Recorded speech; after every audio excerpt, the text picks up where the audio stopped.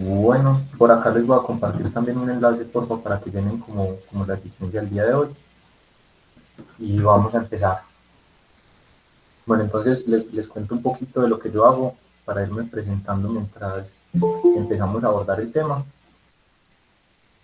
Y mi nombre es Simón García, soy ingeniero de la Universidad Nacional, eh, ingeniero civil graduado en el 2018, si no estoy mal, 2019, y de ahí empecé a la maestría en medio ambiente y desarrollo. Ya es una maestría pues que se supone que los grados son dentro de 8 días aproximadamente. La tesis de maestría fue particularmente en el análisis espacial multicriterio para la ubicación de parques eólicos y granjas solares en Colombia. Entonces, un análisis muy cuantitativo, pero con unas características que definitivamente eran cualitativas para tratar de colorear todo el territorio colombiano con las zonas que más apropiadas eran o son para el desarrollo de este tipo de proyectos. Esto sirve para un proyecto un poco más grande que se conoce como Energética 2030, en la que lo que buscábamos con esto era como tener un poco más de conocimiento de cómo se distribuían espacialmente las restricciones ambientales y cómo se esperaba que se desarrollaran los proyectos, puesto que no dependía únicamente del recurso, sino que la realidad de los proyectos acá en Colombia es que eh, no termina siendo tan determinante que una zona tenga un recurso excesivo, sino que termina siendo más determinante que una zona tenga buen recurso, pero que el proyecto se pueda hacer. La cantidad de barreras o de problemas que han tenido que enfrentar algunos proyectos y que han terminado haciéndolos no viables por cuestiones culturales, sociales, yo creo que da fe de esto que les estoy diciendo, pero bueno, eso ya es otro tema. Entonces, después de eso, pues, o paralelo con la universidad, empecé a trabajar, entré como socio en una empresa de energía solar que se llama Mundo SOS y desarrollamos proyectos de autogeneración a pequeña escala, principalmente, y de generación distribuida, bajo dos modalidades, que eso lo vamos a ver en el curso, pero entonces yo soy básicamente el director de negocios y me encargo pues de atender y ser el front ante los clientes y de diseñar los sistemas solares que nosotros implementamos. Entonces van a ver que acá pues vamos a traer ejemplos pues de la vida real que nosotros hemos tenido que diseñar, les vamos a mostrar proyectos que hemos hecho en Mundo Sol pues y que han sido por parte de mi trabajo. Pero bueno, es mucha gente, pues somos bastantes, somos como unos 60, un poco más de 60 en este momento, pero sin miedo a participar.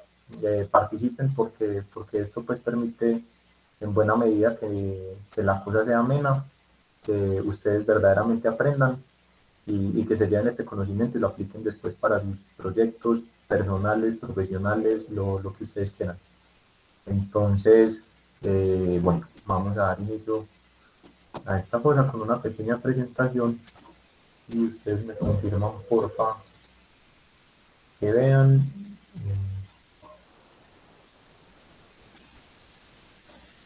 Un segundo. Y ya lo ahí.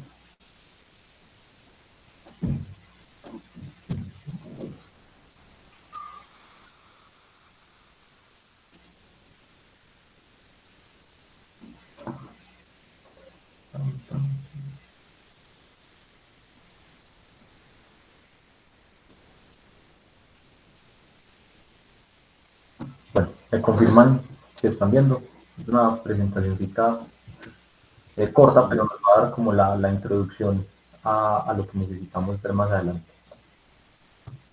Entonces, energía solar fotovoltaica, alcance y objetivo de esta charla. Aquí básicamente lo que vamos a ver es un poco el contexto, una introducción en general pues como a los sistemas solares fotovoltaicos y otras características, pero principalmente nos vamos a quedar en el contexto.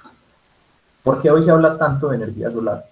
La energía solar, obviamente yo creo que todos los que estamos acá y más y venimos de parte de la Universidad Nacional, eh, se ha mostrado como esa salvadora o como esa herramienta salvadora que todos podemos implementar para revertir un poco los efectos del cambio climático.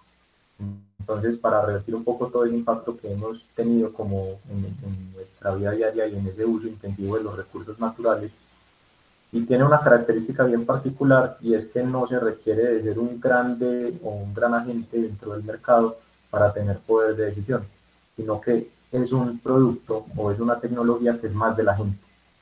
Es una tecnología que cualquiera en su casa la puede implementar desde que tenga como la capacidad adquisitiva, o por lo menos hay distintos modelos de negocio, cuestión que también lo vamos a abordar en este curso, que nos permite agregarnos o congregarnos, perdón, en grupos comunitarios y desarrollar proyectos de estos, como se conoce, energía solar comunitaria, para poder tomar nuestras propias decisiones con respecto a la energía que consumimos y al impacto que tiene esta sobre el medio ambiente. Tiene sus problemas, obviamente. Sabemos que, por ejemplo, tiene las limitantes de que aprovecha un recurso que es de alguna manera intermitente, puesto que si bien sabemos a qué horas del día hay sol, esto no es una constante o no es permanente y es difícil de predecir. Entonces no podemos tener certeza de a determinada hora del día, a determinada hora de mañana, cuánta energía vamos a estar produciendo, pero igual eso no le reduce o no le quita valor para nada. Porque es más económica. Normalmente cuando uno interpreta la energía solar, hay un término que se conoce como costo nivelado de energía, o no solo la energía solar, sino distintos tipos de energía, o ahorita pues uno que está saliendo más recientemente se conoce como el costo evadido de electricidad, como de Budget Cost of Electricity.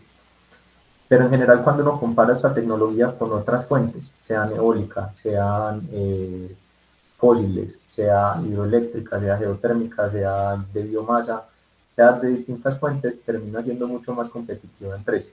Eso se está dando ahorita, porque es limpia, y aquí se puede abrir completamente un debate, porque el decir que es limpia yo creo que siempre va a ser dentro de un contexto subjetivo y relativo, y es que tenemos que ser conscientes de qué es lo que hay en el mercado y qué es lo que estamos tratando de implementar. Entonces, cuando uno analiza ese contexto, termina siendo una alternativa más limpia que las otras que tenemos disponibles.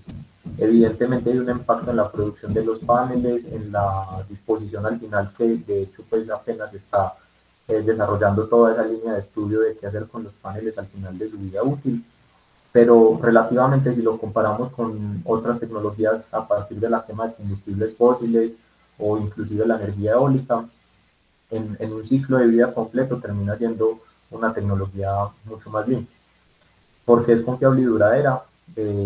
Ahorita los proyectos, normalmente uno hace unas proyecciones con que tienen una vida útil de 25 años, pero la verdad es que los fabricantes están tratando de llevar eso hacia los 30 años.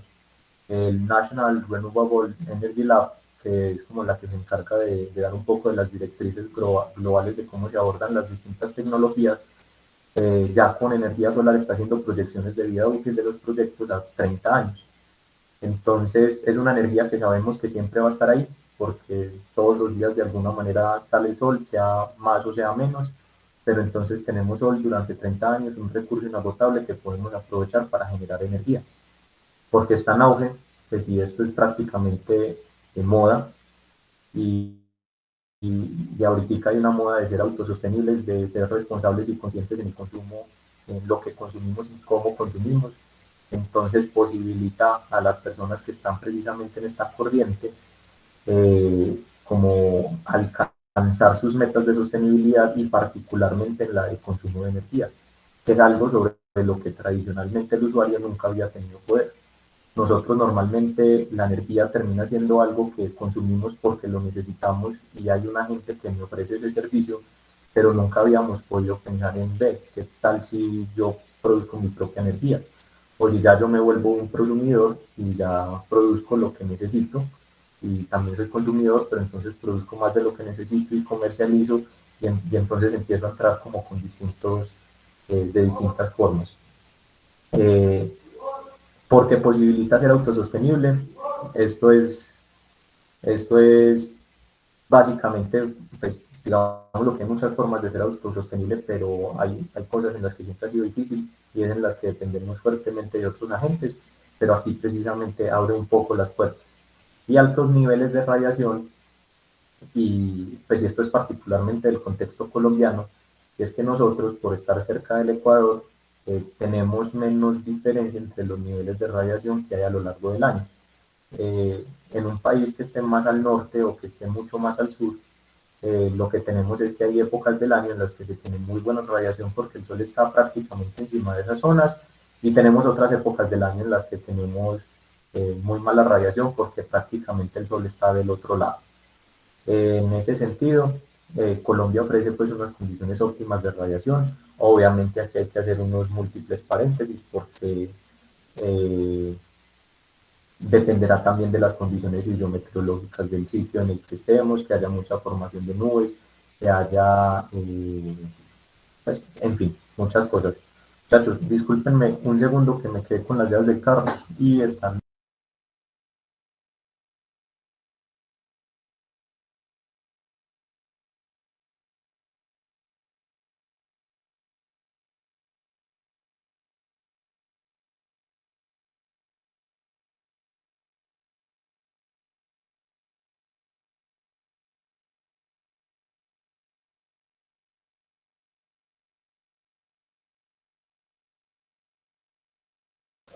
Ahora sí. Entonces, retomando. Esto que ustedes ven acá, pues aquí parte, gran parte de todos los problemas que si ustedes se meten en este negocio y más adelante lo van a ver, es que cuando uno trata de estimar el tamaño del sistema solar que uno necesita para determinado lugar, o cuando uno trata de cuantificar cuánta energía es capaz de producir, ahí es donde uno empieza como a gaguear un poco. Porque normalmente es muy fácil definir de qué tamaño es el sistema, la planta solar, de cuál es el consumo, cuál es la eficiencia de la planta, variables que más adelante vamos a ver. Pero hay una variable a la que todo el modelo o todo el dimensionamiento es completamente susceptible, y es la radiación solar. Eso lo vamos a ver.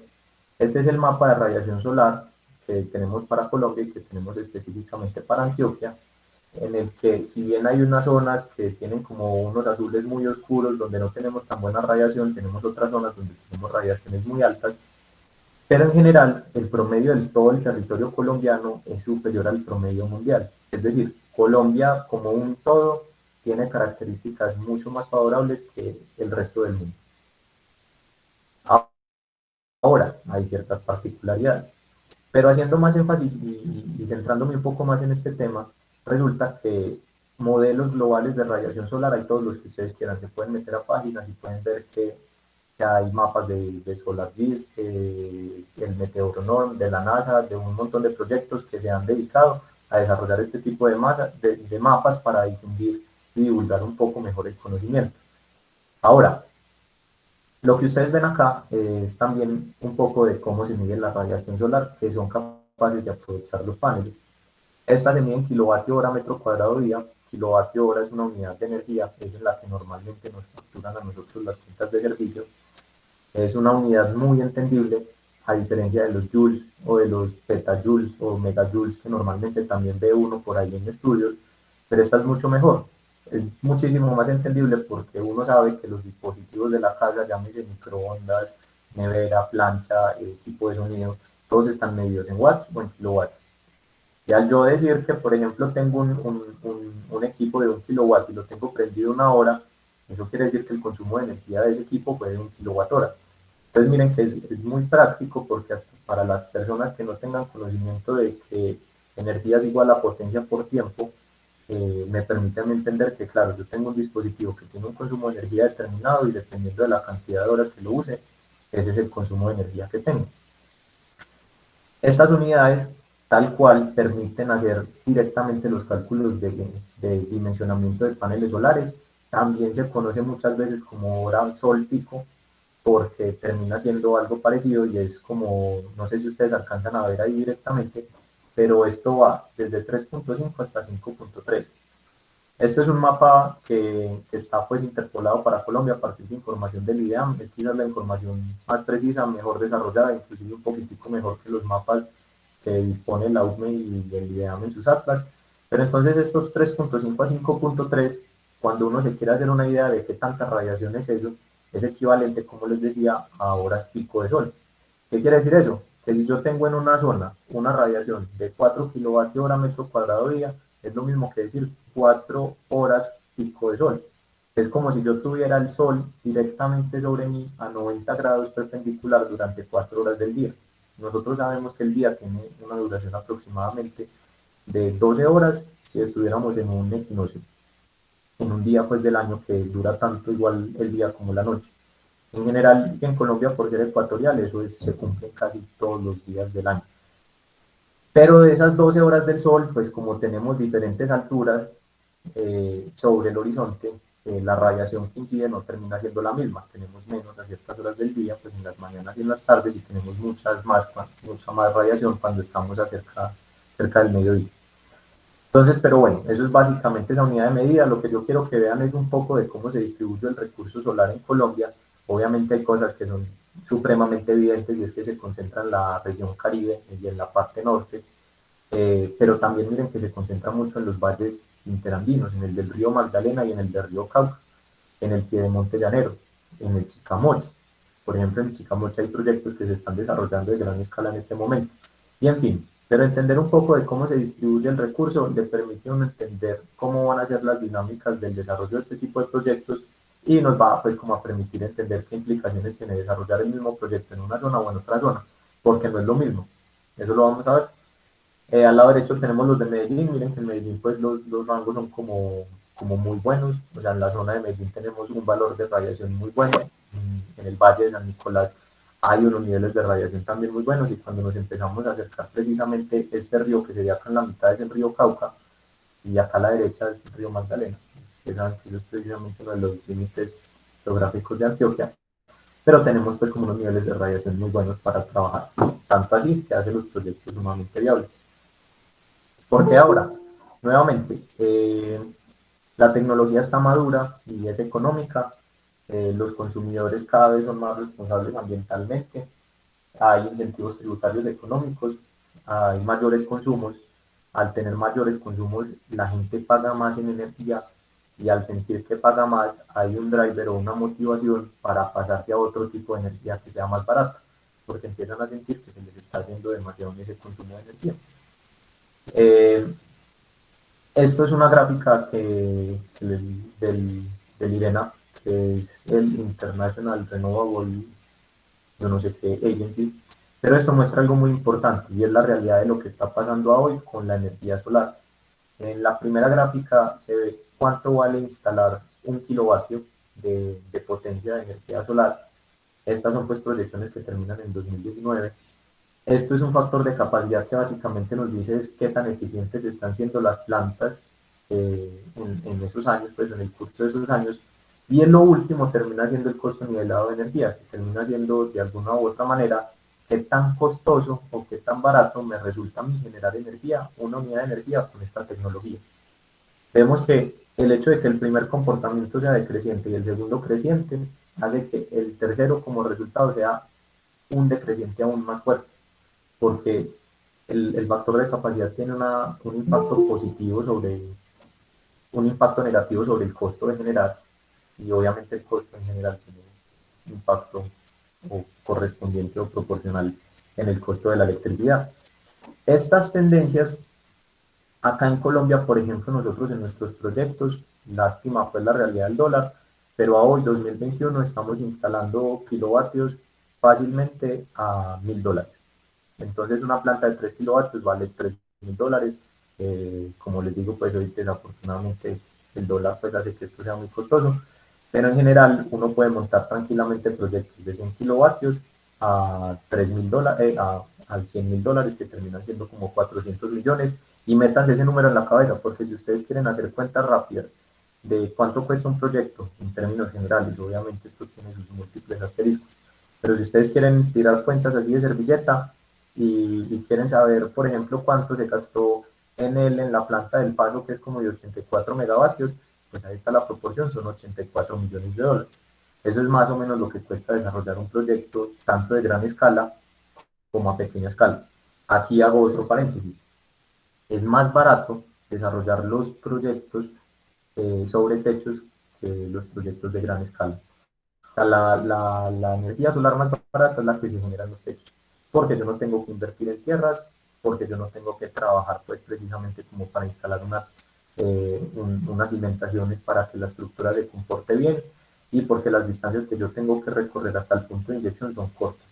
Entonces, montar proyectos sobre techos es mucho más barato que montar proyectos grandes. Entonces, por eso casi que terminan teniendo esto es pues como relativo, pero casi que uno puede hacer las cuentas tanto para proyectos grandes como para proyectos pequeños con esa cifra de $1000 el kilovatio instalado. Eh, Esta pues es como la información más reciente, estamos esperando más. Pero la realidad es que si bien los costos se reducen significativamente, acá todavía no alcanzarían a ser lo suficientemente buenos si no se tuviera un marco normativo y este panorama regulatorio y normativo que hace que estas inversiones sean muy atractivas para las personas que desean invertir en esto. Vamos a ver que las dos, como las dos reglas o documentos sobre los cuales se apalancan todo este tipo de proyectos son la ley 1715 de 2014, que básicamente le quitó el IVA, le quitó los aranceles y trajo consigo unos beneficios tributarios para este tipo de proyectos. Entonces, mejor dicho, hizo que el costo de la tecnología en Colombia fuera muy barato y trajera unos beneficios. Esa es la ley 1715 de 2014. No sé si recientemente han escuchado, pero pues ha tenido mucho revuelo y mucho auge la ley 2099 de 2021, que es una nueva, que es como la ley de tecnologías alternativas, o no me acuerdo cómo le dicen, pero lo único que es eso es una extensión de la ley 1715 de 2014, porque digamos lo que la 1715 estaba muy bien estructurada para las tecnologías que existían en el 2014, que eran biomasa, eólica y solar. Pero la realidad es que hoy el panorama ha cambiado mucho, le han aparecido nuevas tecnologías que terminan siendo sumamente importantes, como son por ejemplo el hidrógeno verde y el hidrógeno azul. Eh, J. Zuluaga, sí señor, la presentación se comparte en un paquete junto con los videos, eso es una carpeta de Drive a la que ustedes van a tener acceso y ahí queda todo el material. Entonces, y aparece también la electromovilidad, pero entonces estas leyes han ido teniendo mucha acogida porque han tenido el efecto que se esperaba, y es una amplia adopción de este tipo de las fuentes no convencionales de energía renovable dentro de nuestra matriz, sea a pequeña escala como prosumidores o sea a gran escala entrando a participar del mercado eléctrico como funciona. Pero esta ley del 2014 no sería nada en términos de solar sin la resolución 030 de la CREC de 2018. Esto fue lo mejor, no solo para la adopción amplia de esta tecnología, sino para potenciar el negocio. Sí, señor, vamos a mandar el formulario. Qué pena. ¿Por qué? Porque básicamente la resolución 030 de 2018 lo que hizo fue permitir que los proyectos se conectaran a la red y entregaran excedentes. ¿Cómo así? Sí, es que lo bacano de la energía solar hoy en día es que no necesita baterías, sino que la red funciona como una batería. Nuevamente, esto es una introducción y van a ver que casi todo lo vamos a ver más en detalle más adelante. Los proyectos, ahorita los que más fáciles de implementar son, porque son más costo eficientes, son los conectados a la red. Entonces existe ese término de autogenerador, y sobre todo autogenerador a pequeña escala, que es un proyecto que se dimensiona para generar tanta energía como la persona consume, pero uno siempre para y se pregunta, hombre, pero es que el sol sale al mediodía y las casas usualmente consumen energía muy por la mañana o muy por la noche cuando llegan del trabajo o antes de salir al trabajo, entonces la energía se está produciendo cuando no se está consumiendo, entonces pues no tiene sentido porque esa energía se pierde. Esa energía no se pierde porque como el sistema está conectado a la red, esa energía se va para la red.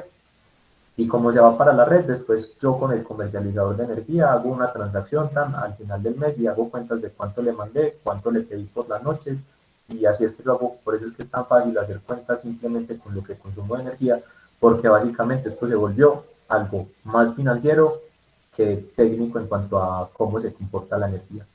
Entonces es muy bacano porque permite implementar fácilmente este tipo de proyectos y de negocios. No solo eso, sino que también, pues esta es la parte positiva, de alguna manera más positivo todavía, que obliga a los operadores de red a conectar los proyectos. Entonces esto no es que tengamos un operador de red, llámese Celsius, Edenar, EPM, Empresa de Energía de Bogotá, lo que sea, que de buena gente nos conectó el proyecto y entrega excedentes, sino que están obligados a hacerlo. Entonces esto garantiza la viabilidad del proyecto. Y bueno, un reconocimiento de excedentes, que vamos a ver que después es como se perciben los ingresos dentro del modelo, en fin. Y hay otros aspectos importantes con respecto a la energía solar, y digamos lo que nosotros no llegamos hasta allá como empresa, pero sabemos que es una realidad de ellos, y son los bonos de carbono y los certificados de energía renovable. Son como complementos a todo este tipo a esta tecnología, que también se pueden percibir como beneficios o como ingresos dentro del proyecto, desde que estén bien articulados y desde que correspondan con la actividad o con lo que se le exige a la empresa o a la industria en el mercado. Nuevamente, si van teniendo dudas, van preguntando sin ningún problema. Estoy seguro que las dudas van a surgir más adelante, o si quieren aportar algo desde lo que ustedes saben para complementar lo que digo, o si llegan y dicen, no señor, usted está equivocado, eso no es así, ha cambiado mucho últimamente. Bienvenidos sea, acá los aportes son súper bienvenidos y hacemos de esto un poco más ameno, o lo escriben ahí en el chat. Bueno, acá por ejemplo Víctor José Oliver Ortiz comenta: ingeniero, ¿qué opinión le merece la más reciente ley de transición energética?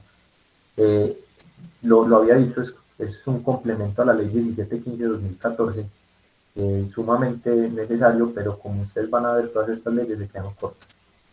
Se quedan cortas, fue una extensión simplemente de las tecnologías prácticamente a las cuales se podían aplicar los beneficios que ya contemplaba la ley 1715, pero al paso que va esto y con las nuevas tecnologías que van entrando, uno se va a dar cuenta que más adelante va a ser necesaria otra ley que extienda estos beneficios a nuevas tecnologías, siempre y cuando pues esté dentro de los propósitos del gobierno, porque esto es pura voluntad política. O sea, que salgan estas leyes o no, y estas resoluciones, y que hoy podamos hacer esto, también es en muy buena medida por la voluntad política y lo que se quiera hacer y lo que se quiera dejar hacer. Pero es una ley buena, es tan buena como la ley 1715, pues no es perfecta, pero va a favorecer precisamente que esa hoja de ruta que se está trazando el gobierno, sobre todo en materia de electromovilidad y de hidrógeno verde, sean una realidad. Esto es lo que termina posibilitando todo esto.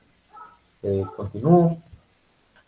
Y bueno, esto es como un poco de lo que pasa. Normalmente la demanda anual de energía en Colombia crece mucho. Digamos lo que, no sé si ustedes se acuerdan, miren que solo hay como un punto en el que uno puede decir que la demanda se sostuvo, o sea, porque ni siquiera paró de crecer, sino que se sostuvo, incrementó marginalmente. ¿Alguno de ustedes, así sea por el chat, se le ocurre qué fue lo que, o se acuerda de qué fue lo que pasó en el 2016 para que la demanda no siguiera creciendo como venía?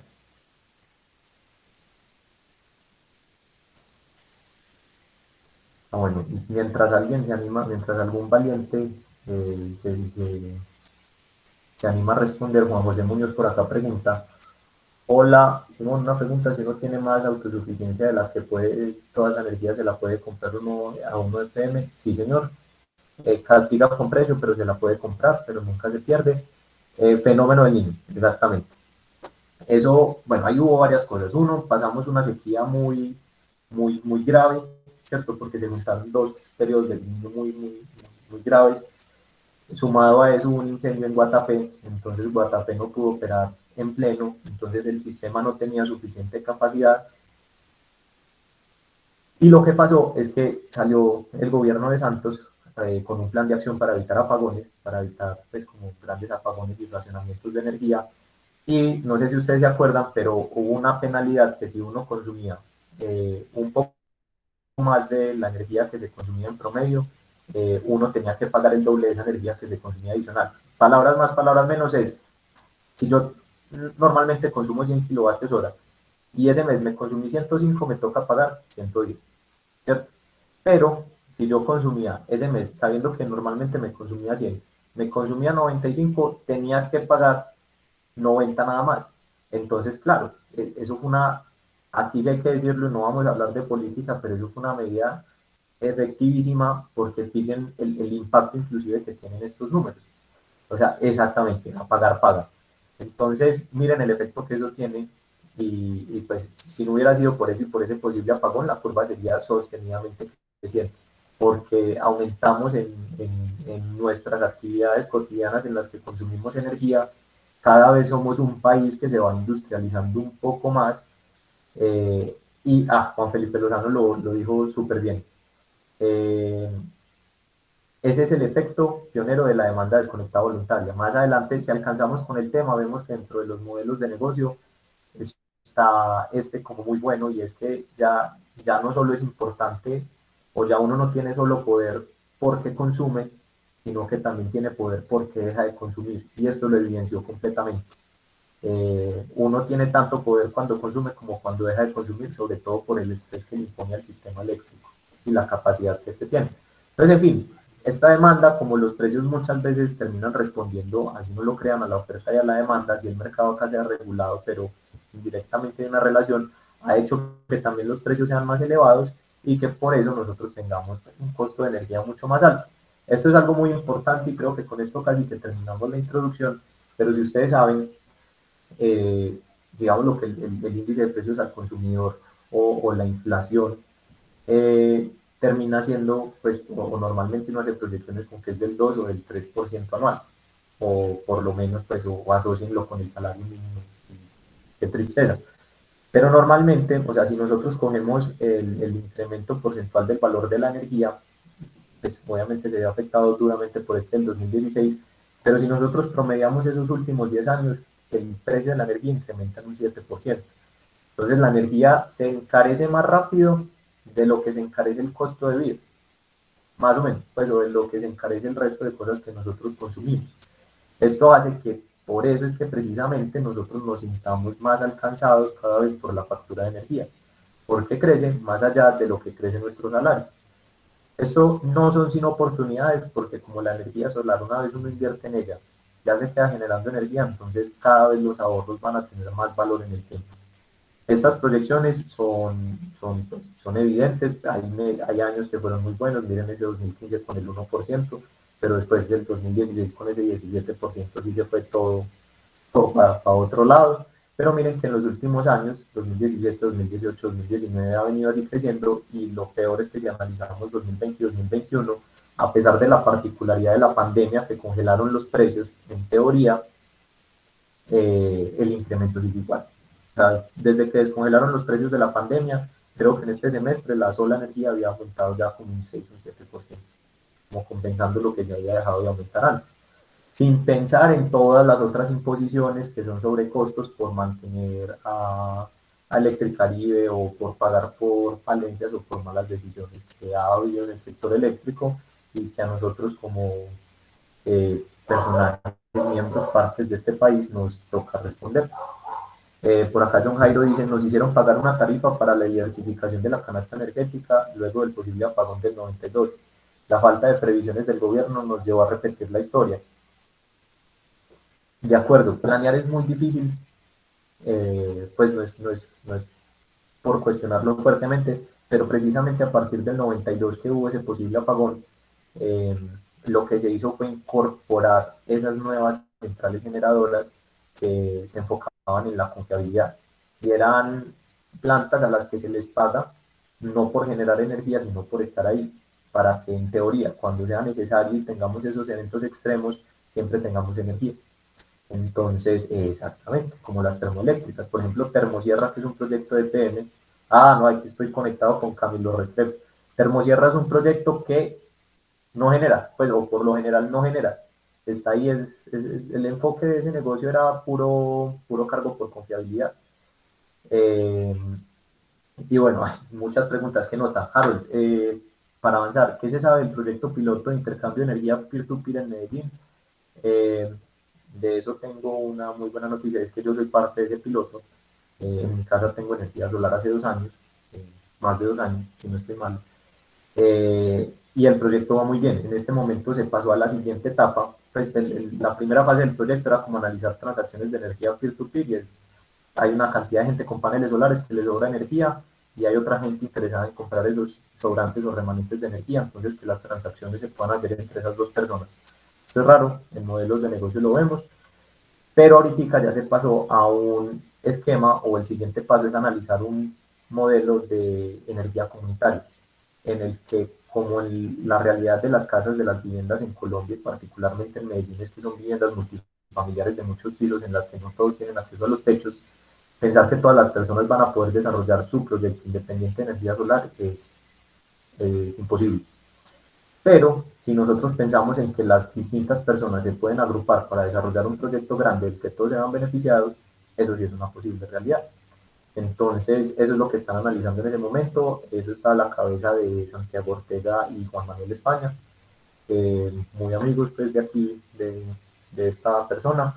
Y si quieren, pues más adelante yo quería separar como al final de la clase un espacito del curso de modelos de negocio, porque lo que ahorita decían de desconexión, pues de la demanda desconectable voluntaria, de estos modelos de negocio de energía peer-to-peer, otro tipo de formas que se están dando en este mundo de la energía y particularmente en torno a la energía solar, son bien interesantes.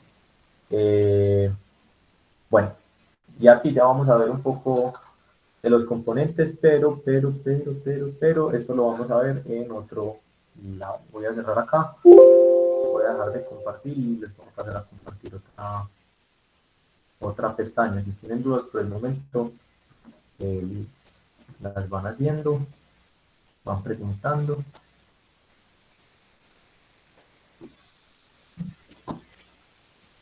Y porfa acá me confirman si empiezan a ver un tablero blanco completamente.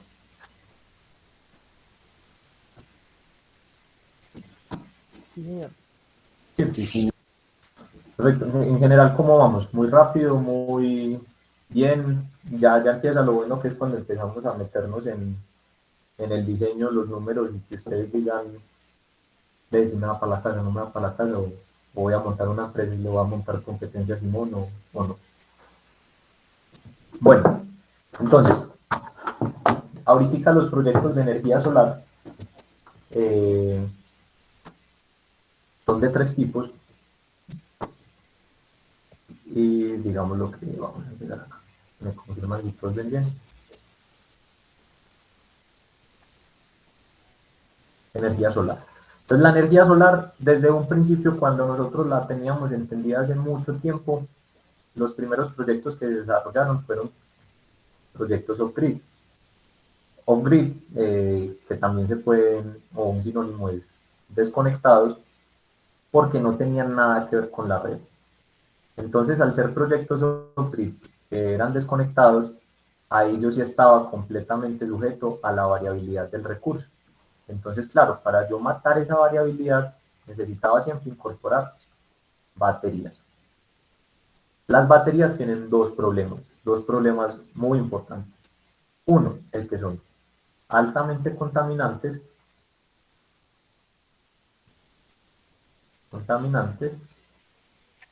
porque todavía no hay como un enfoque completamente desarrollado de cómo puedo yo reutilizar este tipo de dispositivos al final de su supuesta vida útil. Eh, Tienen poca vida útil, y aquí vamos a hacer un paréntesis porque, digamos, lo que esto ha venido cambiando. Antes, no sé si ustedes saben, pues ahorita se habla mucho de litio, pero antes el tipo de tecnología que se utilizaba para almacenamiento eran baterías de plomo ácido, eh, o baterías ahorita de gel, pues las de gel como en esa transición. A todos los que tienen moto o tienen carro, pues también nos tocó la misma transición, y es que antes pues había unas baterías a las que uno les tenía que echar como agua. Esas eran más de la vieja tecnología, que eran como las de plomo ácido, que había que hacerles mantenimiento. Después pasamos a las de gel, y ustedes lo han vivido, y es que ya a la batería no se le echa agua, uno simplemente tiene una batería que cambia el cabo de, pero esas eran las que también utilizábamos para sistemas solares. Y ahorita ya sí pasamos a litio.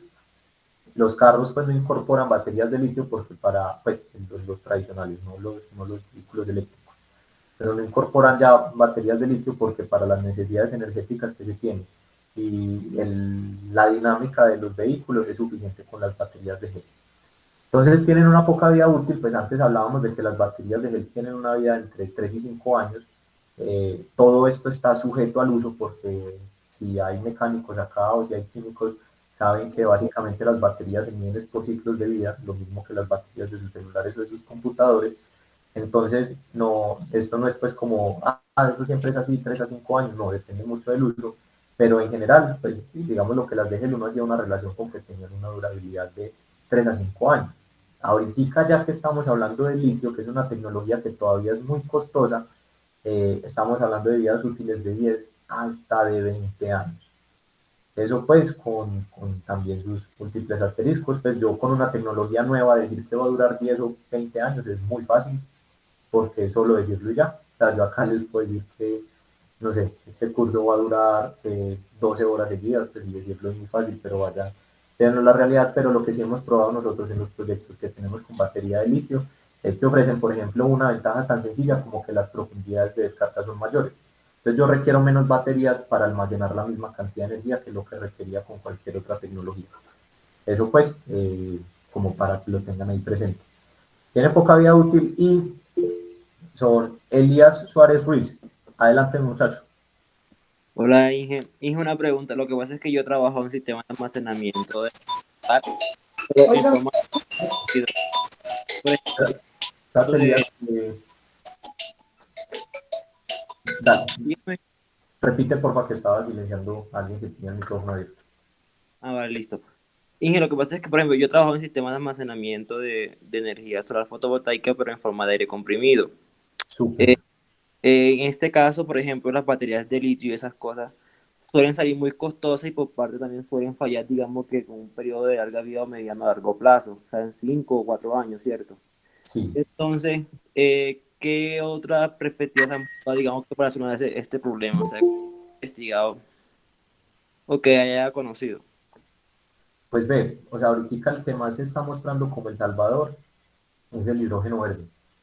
Eh, pero en general, para que pues, hagamos este paréntesis acá muy bien, o sea, normalmente las baterías como las conocemos es algo que se conoce como Battery Energy Storage System, que es este tipo de tecnología, pero es solo uno de los tipos de almacenamiento.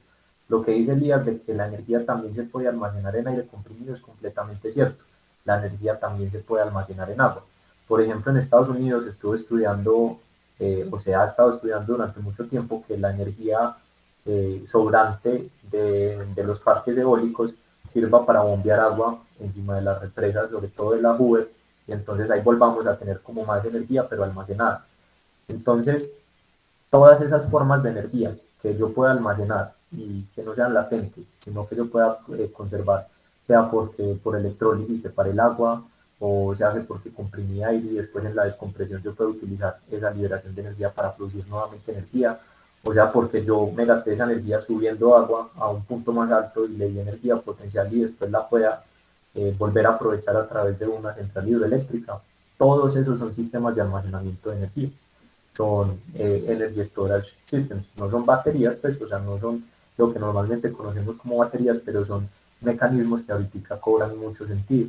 El que tú dices de aire comprimido es sumamente importante en este momento porque está como alternativa al hidrógeno verde y el hidrógeno verde, según tengo entendido, el hidrógeno verde, no, perdón, el hidrógeno también se puede eh, como almacenar en forma de amonio y tiene, digamos, una densidad mayor de hidrógeno.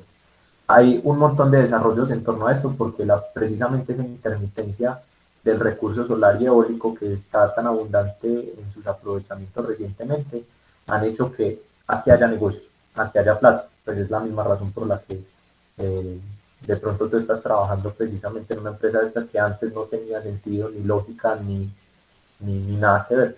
Pero hoy esto es una línea completa de investigación y de desarrollos tecnológicos y de desarrollo de empresas. Ahí como dato curioso, uno de los grandes fabricantes de baterías es Rolls-Royce, la de los carros. Tiene como un poquitico de relación con Tesla, también es de carros, pero que tradicionalmente ha sido de vehículos eléctricos, pero Rolls-Royce está metido de lleno en estos grandes proyectos de almacenamiento de energía. Gracias, Elías. No sé si terminé de responder tu pregunta, pero espero que sí. Eh, vamos a... Sí, claro. Sí, excelente. Entonces, esto pues además suponía un montón de, bueno, entonces además son costosas. Todavía, por ejemplo, lo que dice Elías de almacenar aire comprimido no termina siendo una alternativa completamente viable para proyectos pequeños, porque requieren pues del desarrollo de una infraestructura grande para que sea rentable, y pensar en llevarlo a escalas más pequeñas pues todavía no, como que no cuadra mucho. Lo mismo con el hidrógeno. Entonces las baterías sí son esa tecnología que se ha llevado a unas dimensiones suficientes como para poderlos implementar en proyectos pequeños de vivienda, comercio, industria, y que sean como una solución integral a la energía solar. Y esto, pues los proyectos off-grid tienen otras características que son muy demandantes, y es que, bueno, vamos a ver acá la estructura simple de un sistema de energía solar off-grid. Todo sistema de energía solar obviamente se compone de paneles que aprovechan la radiación del sol, entonces nosotros tenemos acá nuestro conjunto de paneles, que estos yo los dimensiono de acuerdo con la cantidad de energía. Estos básicamente se miden por la energía, y yo los conecto y en un proyecto grid, por lo primero que pasan los paneles es por un controlador de carga.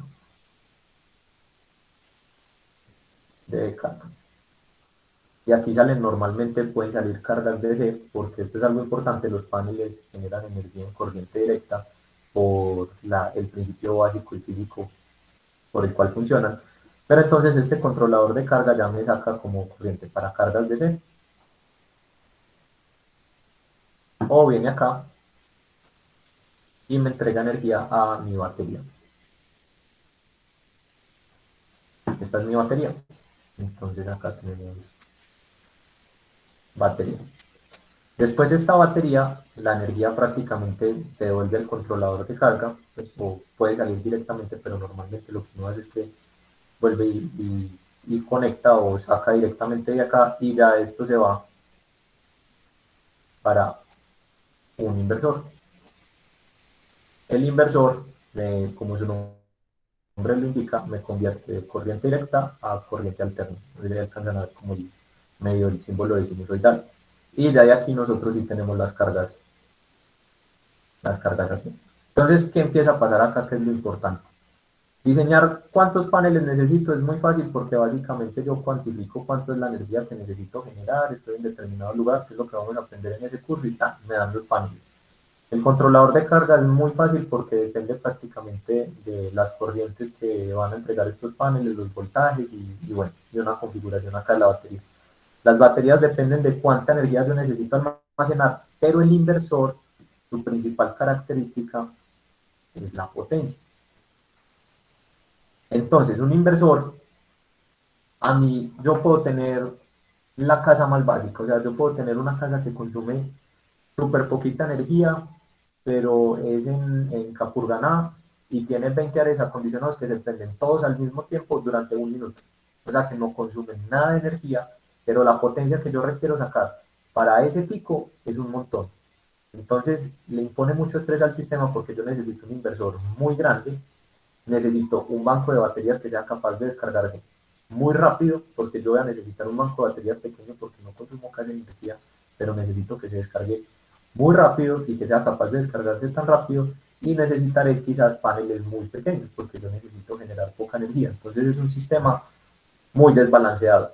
Pero entonces los sistemas off-grid, que es básicamente lo que les estoy mostrando acá, terminan siendo muy difíciles, o mucho más difíciles de desarrollar, porque uno tiene que tener un entendimiento completamente claro y específico del cliente, cómo es que consume energía. Porque yo tengo que saber, nuevamente, qué pena ser tan existente, cuánta energía consume, cuánto almacenamiento necesito si yo quiero garantizar un día de autonomía, 2 días de autonomía, 3 días de autonomía, y todas las cargas que él tiene con su respectivo factor de simultaneidad, o dependiendo de qué tan pesimista sea yo, si ellas se prenden al mismo tiempo, entonces necesito un inversor que sea capaz de moverlas todas al mismo tiempo. Tienen sus particularidades de si se necesita un inversor de onda pura o un inversor de onda modificada, pero entonces, pues, o sea, como que muy complicado, y el negocio no es tan rentable porque termina compitiendo es contra otro tipo de tecnologías que son menos amigables con el medio ambiente y un poquito más costosas, como las plantas. diésel, sobre todo en los lugares en donde es fácil llevar, en donde es difícil llevar combustible. Pero tiene una desventaja, y es que cuando precisamente se tienen esos sistemas tan desbalanceados o que no consumen energía todos los días, termina siendo mucha mejor alternativa las plantas de gasolina o de diésel. Porque yo ahí simplemente consumo energía o consumo gasolina cuando necesito. Entiendan que los sistemas solares están produciendo energía todos los días, y lo ideal es que yo consuma energía casi que en ese mismo ritmo en el que la produzco, para que el sistema no tenga que tener un sobredimensionamiento en alguno de sus componentes, sino que sea perfectamente balanceado, justo para las necesidades. Entonces, cuando estamos planteando soluciones off-grid para zonas donde de verdad no llega la energía, como proyectos que hemos desarrollado principalmente en Capurganá, o donde la energía es muy mala, pero donde se consume energía todos los días, esto es una alternativa sumamente viable. Bueno, aquí continuamos. Si tienen preguntas, muchachos, adelante las hacen en los off-grid, y vemos pues como más en detalle qué es lo que pasa ahí, si tienen dudas puntuales con respecto a algo.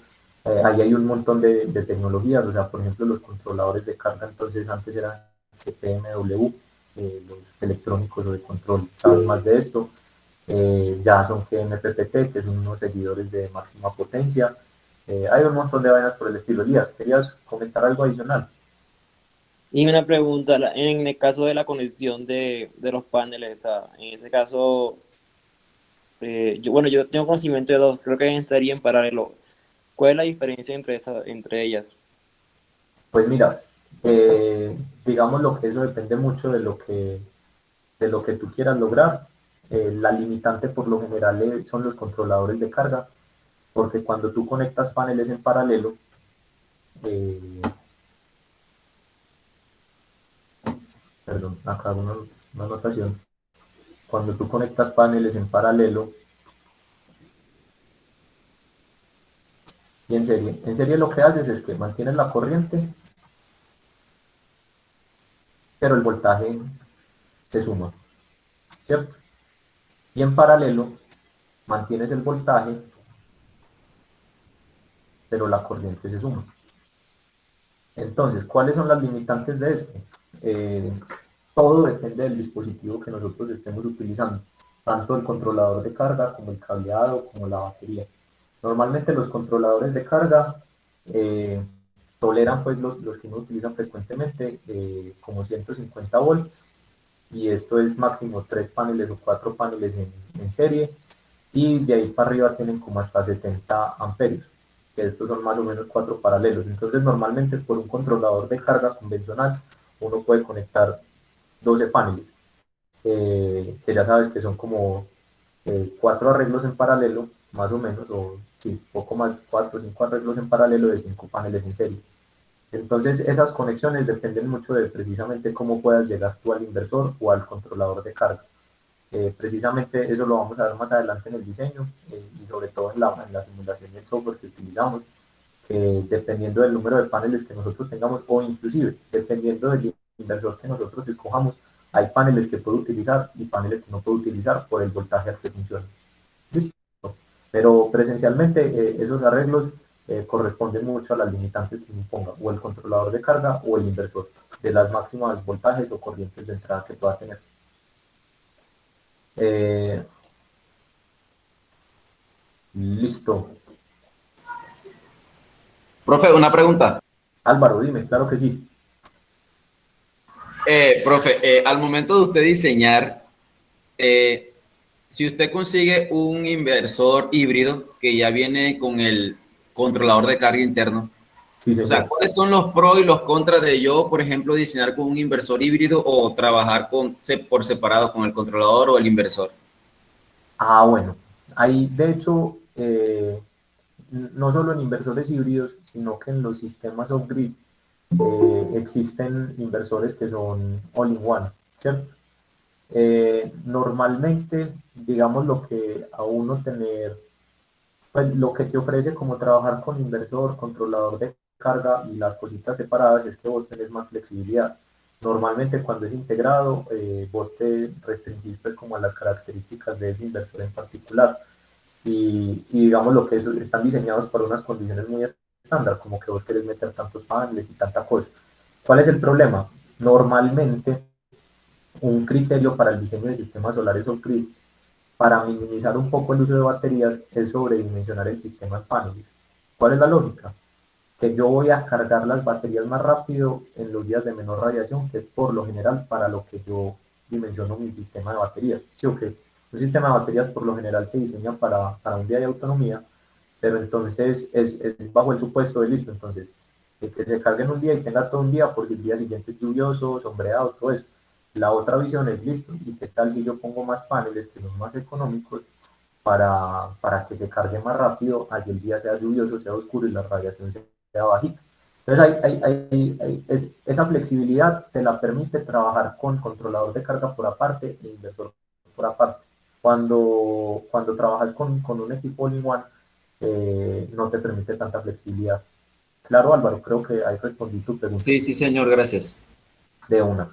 Entonces, continuando. Y aquí vienen ya, pues, como el otro tipo de tecnología, que es la que más se utiliza, como yo a ustedes les decía, y son los sistemas on-grid. Los sistemas on-grid, que se conocen como conectados a la red, son una nota porque son como un sistema con baterías sin tanta complejidad técnica y sin tantas variables críticas, pero que funciona como un sistema con baterías, porque uno va a tener energía siempre.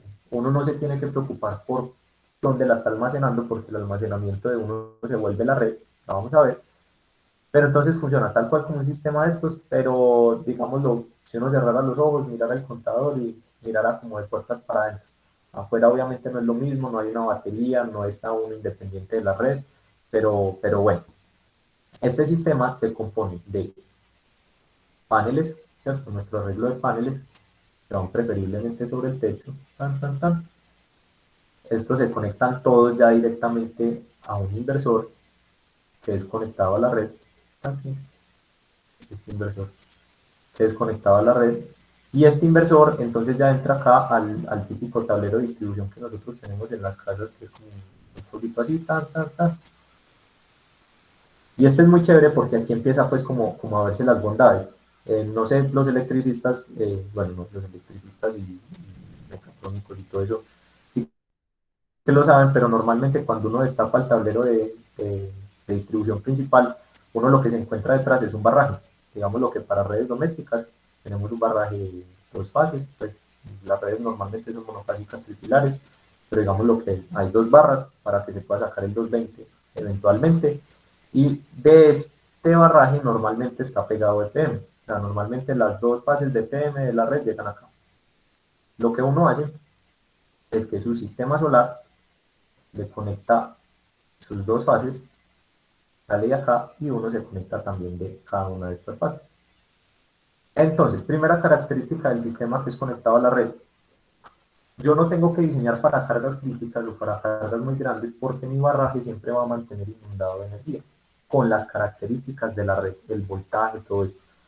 Cuando la cantidad de energía, o sea en general, o sea en un lapso o en un periodo de tiempo corto, son insuficientes, la red se encarga de suplirlo, porque como el barraje mantiene inundado, siempre voy a tener energía para inyectar en muy corto tiempo o en un plazo largo, pues lo que sea el requerimiento. Muchas veces, por ejemplo, las preguntas que nos hacen cuando llegamos a proyectos de centros comerciales y dicen, ay, venga, y eso si es capaz de mover unas escaleras eléctricas, si es capaz de mover ascensores. Nosotros en un proyecto conectado ni siquiera preguntamos por las características del ascensor ni de las escaleras eléctricas, absolutamente nada. Nos vamos directamente al consumo, porque lo que hacen los paneles es simplemente reemplazar parte de la energía que antes se le pedía a TM, básicamente, ¿cierto? Si los paneles en su momento no son capaces de sacar los 30 kilovatios que requieren las escaleras eléctricas, sino que sacó 20, yo sé que esto no es pues, con la mayor precisión, pero entra a la red de PM y suple el resto que hace falta. Víctor, pregunta. Víctor, adelante, Víctor Rosas. Aló. Hola, ¿cómo estás? Dije, o sea, no es que no se debería tener en cuenta las características de los equipos en un centro comercial. De pronto sí se debe tener es el tipo de acometida que tienen los equipos, porque muchas veces son trifásicos o bifásicos. Entonces Totalmente. va a quedar desbalanceado. Totalmente, y eso es algo importante y por eso es que los sistemas que son conectados a la red deben entregar en el tablero de distribución principal, porque el tablero de distribución principal supone las características que tiene que tener la red para alimentar todos los equipos que tenemos en esa red, ¿cierto?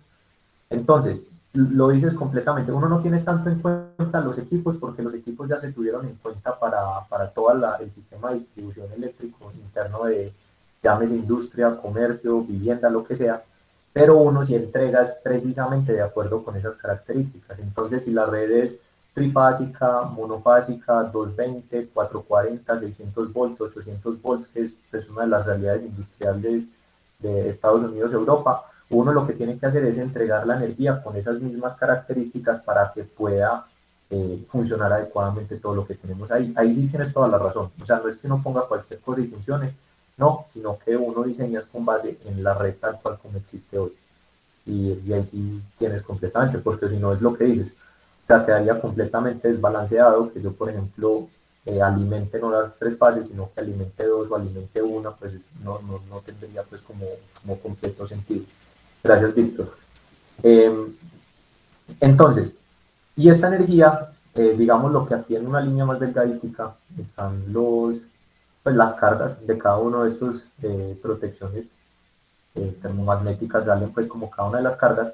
Entonces, si en algún momento yo tengo cargas prendidas o que estén consumiendo energía, entra la energía de los paneles, se va para allá, pero si en algún momento yo no tengo energía, no tengo consumo, perdón, no tengo cargas prendidas, la energía se va para la red. Aquí nosotros, vamos a dibujar acá, a nosotros tenemos es la acumulada. Uy, perdona que soy horrible, pero no, más o menos esa es la idea. Entonces aquí esto se conecta y se va para la red. Entonces ya yo con la red empiezo a tener un intercambio bidireccional, porque ya puedo yo enviarle energía, que fluye de mis paneles hacia allá, o recibir energía.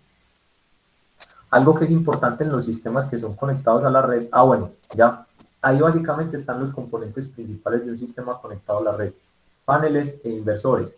Hay un montón de equipos por detrás, que son tan sencillos como la estructura y tan complejos como empezar a poner o a pensar en protecciones, porque aquí yo tengo que poner protecciones contra sobrecorriente, contra sobretensión, contra un montón de vainas, pues que ya le corresponderá más al diseño del electricista, pero pues es igual fácil porque uno sabe qué corriente sale por cada uno de los arreglos o por cada una de las salidas del inversor, y entonces uno tiene que proteger tanto por, que pena ser tan insistente, pero sobre corriente como sobre tensión. Pero la idea en los sistemas conectados a la red es que, digamos, lo haga esto. Normalmente el sol sale al mediodía a partir de cierta hora, sí, que entonces nosotros tenemos generación del sol en una curva que es como más o menos así. Y aquí se muere. Digamos que esto es desde las 6, si estamos muy de buenas, y esto es a las 6, pues digamos lo que estamos en un equinoccio. Entonces, pongámosle mejor a las 18 horas. Ya estamos cerquita. Pero normalmente el consumo de una vivienda tiene una curva que es muy diferente. Hay unas cargas que siempre están, que son como la nevera y ese tipo de cosas. Cuando nos levantamos, tal cosa, preparamos la comida, hay una demanda, hay otras carritas que se quedan prendidas ya, y por la noche empezamos a tener esos picos de demanda. Y ya después vuelve y cae a sus valores normales. ¿Qué pasa? Esta curva verde es la curva de demanda de energía de un país donde la demanda es dirigida o controlada básicamente por la demanda doméstica.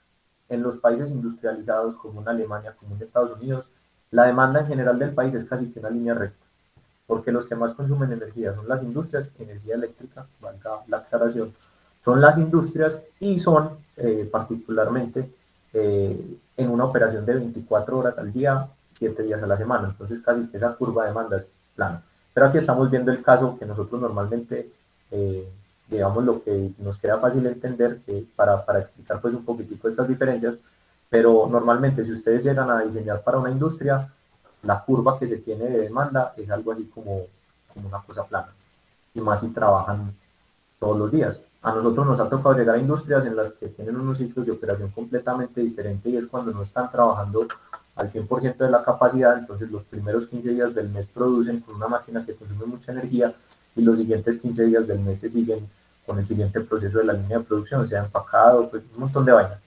Entonces esto tiene múltiples variaciones, pero digamos lo que vamos a trabajar con esto. Aquí entonces miren que hay varias regiones. Esta primerita que nosotros vemos, que es como la que coincide acá, esta se va a llamar autoconsumo,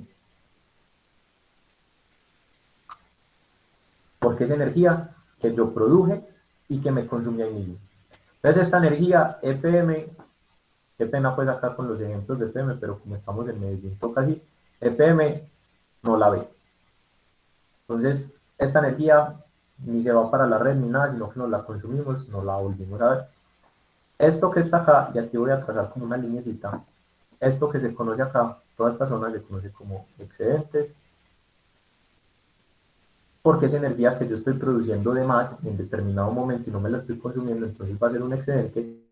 Y esta partecita que está acá, van a ver que más que excedentes lo vamos a volver como una exportación, EPM le llama una exportación tipo 2. Bueno, y estas cositas que están acá, este área que está por fuera de la curva de autoconsumo, es la demanda que yo le hago a EPM. O sea, normalmente esto es la importación de energía.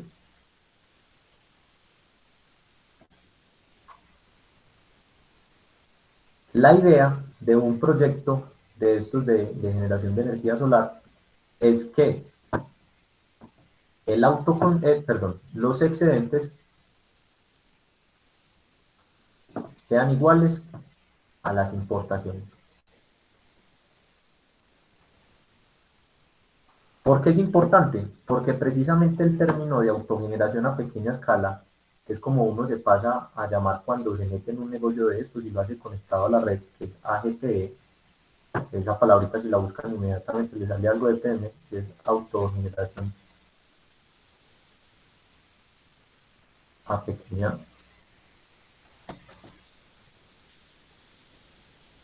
Está orientada o está formulada para eso, para generar tanta energía como la que consumimos. ¿Cómo hacen eso? Pues prácticamente ese intercambio de energía, EPM me lo reconoce al mismo precio al que me lo vende. Ahí hay múltiples paréntesis, porque en verdad, digamos lo que la importación tiene una tarifa plena, importación vale, digamos lo que a hoy, sin subsidio ni nada, vale 586 pesos, más o menos. Si se fijan en la factura de PM está más o menos ese valor.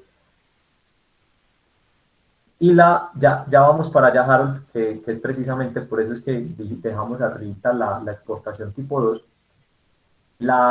Digamos lo que los excedentes, siempre y cuando estén por debajo de mi consumo promedio mensual,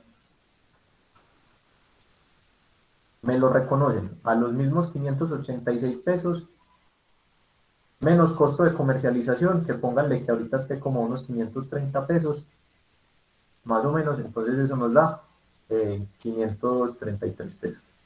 O sea que ahí el negocio es muy bueno. Pero esa exportación 2 que ya habíamos definido arribita, que es esta que está acá, que la voy a subrayar en rojo, que fue la energía que yo produje de más, pero que además de producirla además no estaba dentro de mi consumo promedio, esa que se conoce como exportación 2, me la pagan al precio de bolsa. Y el precio de bolsa, por ejemplo, para el mes anterior, cuando miré la matriz de liquidación de mi casa, estaba alrededor de 120 pesos.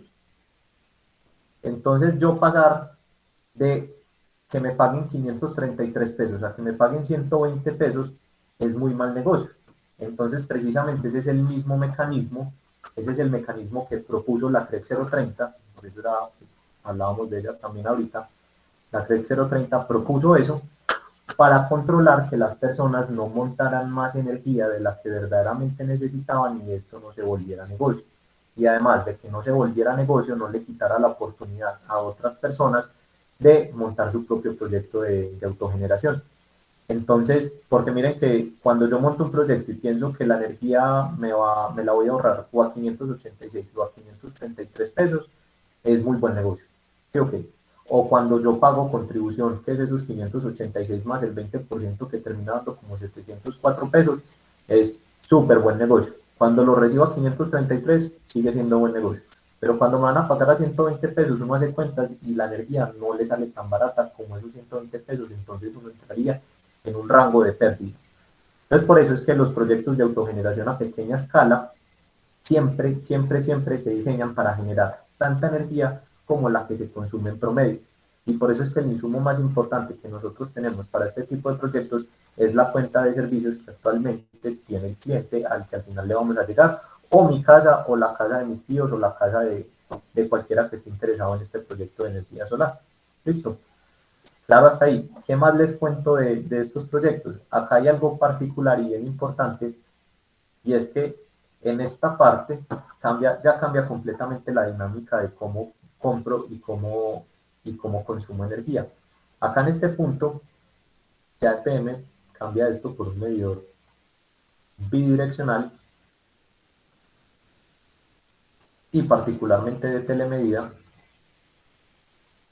Entonces esto ya registra hora a hora cuál es la cantidad de energía que le estás pidiendo a EPM o cuál es la cantidad de energía que le estás enviando a EPM.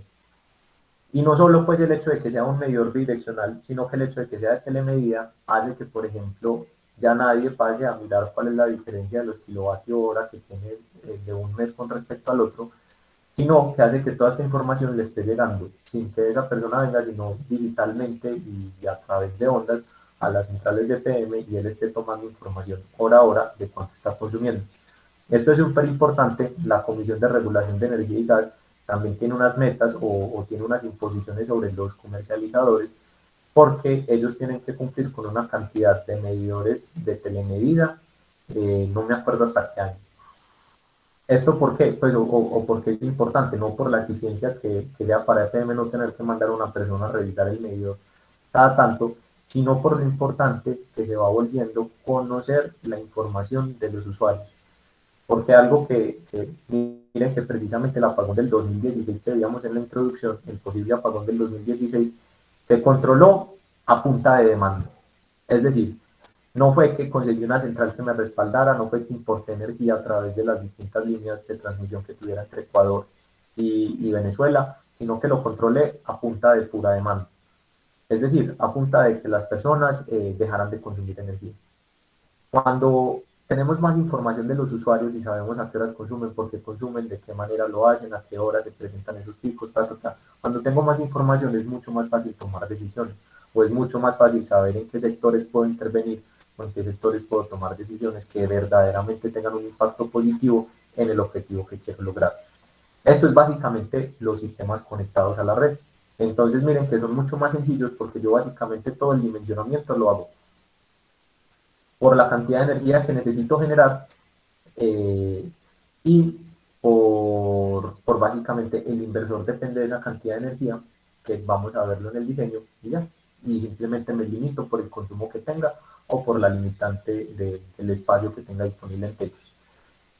En este caso, Jorman, ¿cómo influyen los aspectos legales para este tipo de sistemas? Jorman, ¿puedes hablar y explicarme un poco más la pregunta para poderle dar respuesta? Por supuesto, mucho gusto. La Hola, Jorman. pregunta es, o sea, los aspectos legales, es decir, me dices que hay que cambiar el contador, ¿cierto? Pero no bidireccional y para telemedida, ¿cierto? Sí, señor. Entonces, yo puedo simplemente decir, no, yo quiero cambiar, voy a poner este sistema, on grid, y listo, yo necesito cambiar el contador. ¿Cómo influye ahí los aspectos legales? Es decir, ¿me desconecto y listo? ¿O tengo que hacer un proceso de transición, por así decirlo? Ah, sí, señor. Entonces, por ejemplo, acá en Medellín, quien hace el cambio del medidor bidireccional, no lo hacemos nosotros ni siquiera como desarrolladores del proyecto, sino que lo hace directamente PM. Entonces, cuando uno legaliza todo, uno tiene que legalizar todo el proyecto ante el operador de red para que sea funcional como conectado a la red. Por dos motivos. Uno, eh, uno es el requerimiento para que precisamente uno pueda intercambiar excedentes con el cliente final, ¿cierto? Y dos, es porque, espérate que me perdí en lo que estaba diciendo, pero bueno, o sea, no. Normalmente cuando uno termina de legalizar el proyecto con el operador de red, que es un paso necesario para que el proyecto quede conectado a la red, el mismo operador te dice si sos vos o es él el que cambia el medidor bidireccional. Muchas veces lo hacen ellos directamente porque precisamente aprovechan para cumplir con esa meta que tienen de telemedida. Entonces ellos lo hacen. Uno sí tiene que cambiar el medidor por uno bidireccional porque si no, por ejemplo, lo que pasa es que si a hoy tú dejas un sistema solar fotovoltaico conectado a un medidor convencional, él no gira necesariamente hacia el lado contrario, o si girara hacia el lado contrario, igual sumaría en el medidor. Entonces la energía que vos estarías inyectando a la red, antes te estaría sumando como que estuvieras consumiendo más. Si es eso, claro, entonces no es que sea obligatorio, o sea, vos podés no cambiarlo, pero si querés que el negocio sea como se está buscando, que haya intercambios con el operador de red o con el comercializador, tiene que ser por uno bidireccional. Allá me acordé de lo otro que te quería decir. Ah, no, espérate. Juan Camilo, mientras tanto, Juan Camilo, ¿cuál es la pregunta? Sí, una consulta. Cuando son proyectos a baja escala, ¿el operador de red pide certificación RETIE de la instalación o solamente cuando se tenga una capacidad instalada mayor a cierta cantidad de KDA? Porque sé que la tecnología que hay actualmente en el mercado, hay algunos componentes que no son certificados RETIE, como por ejemplo los DPS. Entonces eso generaría una limitante para ese certificado. Para baja escala sí requiere de certificación RETI. Completamente, y te lo voy a poner acá. Normalmente no es tanto de baja escala o no baja escala, sino que los proyectos de Upgrade, como uno no los registra ante ningún operador de red y no hay nadie que le diga a uno, muéstreme que eso está bien y con componentes de calidad, este no requiere red. Porque ¿para qué? Sí, okay, si quieres utilizar todos los componentes que cumplan con normativa red y todo eso, adelante, pero digamos lo que es certificar un producto lo hace más costoso. Todos estos proyectos, independiente de la escala, si yo lo quiero conectar a la red, me van a pedir que cumpla con red. Todos. Los DPS en el mercado hay de ambos, ¿cierto? Sino que ambos proyectos se necesitan. Hay DPS que cumplen con red y hay DPS que no cumplen con red. Pues no es que no cumplan, no tienen el certificado, porque lo más seguro es que sí cumplan, sino que no se les hizo la certificación y a otros sí se les hizo la certificación. Eso hace que en parte cuando lleguemos al análisis de costos, normalmente un proyecto off-grid en cuanto a componentes, cuando yo los comparo pues en accesorios y todo eso, sea más económico que un proyecto on-grid. Y sumado pues no solo a que tenga que cumplir o no con RETIE, pero es que el hecho de después yo pedir a una certificadora que me certifique el proyecto de que cumple con RETIE, también vale plata.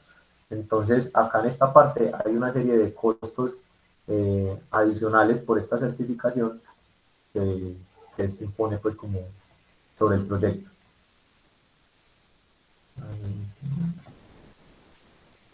Listo.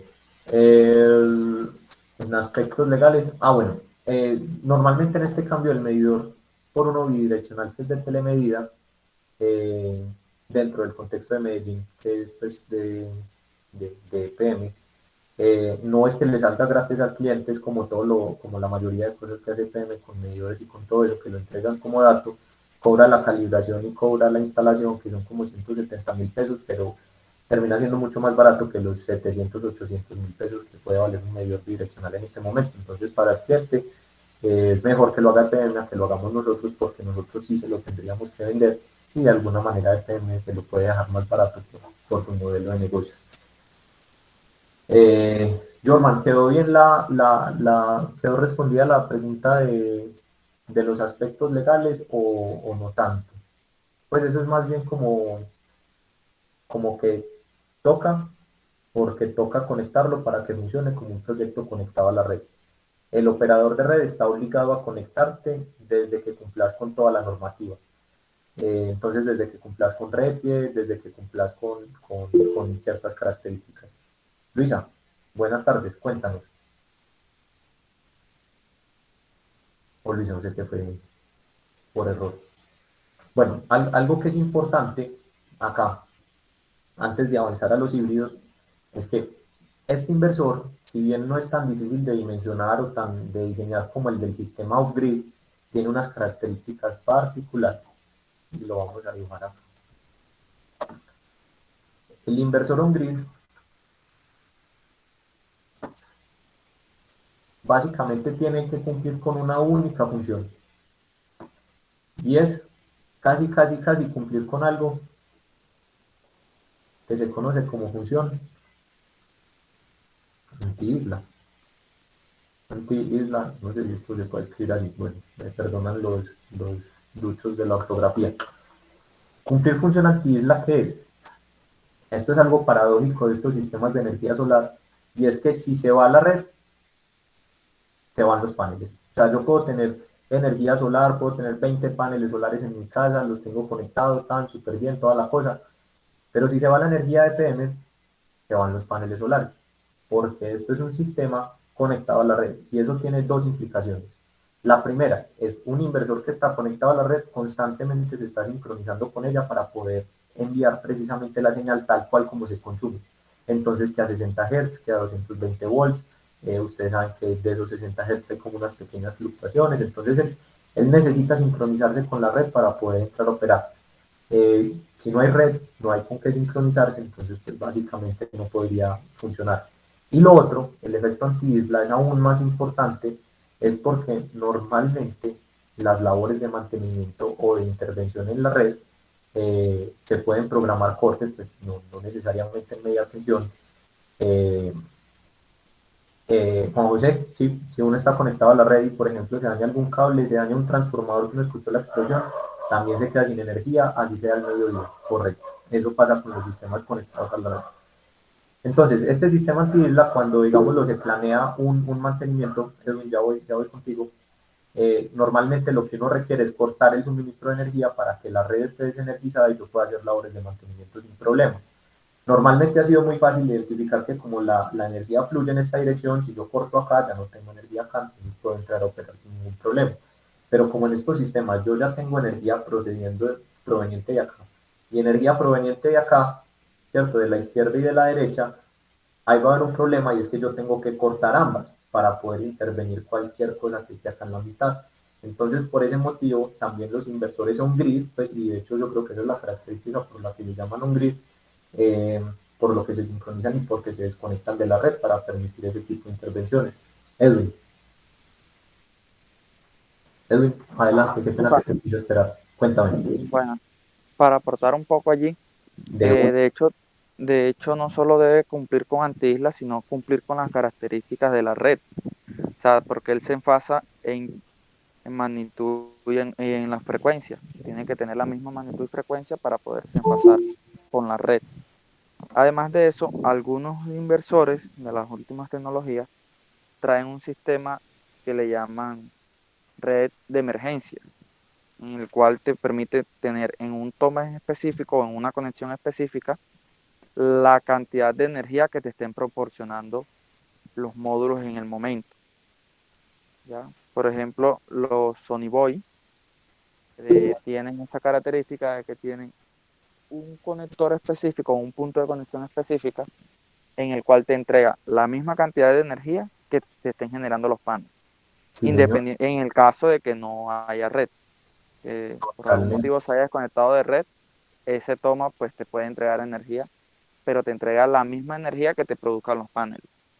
Quiere decir esto que si en algún momento tienes buena radiancia y pasa una nube, pues la energía te va a caer inmediatamente y se puede que lo que tengas ahí conectado se desconecte. De hecho, una de las características que te exigen que puedas conectar algo en ese sistema es que no necesite un suministro constante de energía, como algún dispositivo que tenga que que tenga algún proceso de configuración o algo así, porque O de pues te va a estar calibración. fluctuando y no te va a trabajar de buena manera. Totalmente, Edwin, muy buen aporte. Sí, de hecho ya los inversores tienen un pedacito del sistema que terminan funcionando como una UPS, que es un Unstoppable Energy Supply, Power Supply, y te permiten eso, o sea, como los mismos paneles, la misma cosa, tú hacer como una especie de bypass cuando se va a la red, bypassear pues como al, por así decirlo, al, al, al inversor on-grid y seguir funcionando, alimentando una parte de los circuitos, que son los que se conectan particularmente a esa fuente y sin pausa de suministro de energía. Gracias, Edu. Ahorita, pues, por ejemplo, ese que mencionas, no lo conozco, voy a buscar un poco más con respecto a ese, pero nosotros con el que más trabajamos en este tipo de sistemas es con Growat. Y Growat tiene un dispositivo complementario que se conoce como un Automatic Transfer Switch, que básicamente lo que hace es puentear, o sea, si hay presencia de energía y toda la cosa, se va por un caminito. Si no hay energía, pues, o no está la red, él hace como un bypass, pues activa un switch y simplemente queda funcionando como si fuera un sistema off-grid completamente con baterías, o si no hay baterías, deja que la corriente o que la energía pase de los paneles a los circuitos que se tengan conectados, y eso es súper bacano. Gracias, Edu. Entonces, esto es súper importante. Dime, Edu. Es más o menos el mismo sistema, el del Sony Boy es más o menos el mismo sistema. Perfecto. Sí, esas cosas son brutales, pues, en cuanto a ingeniería son demasiado pesos.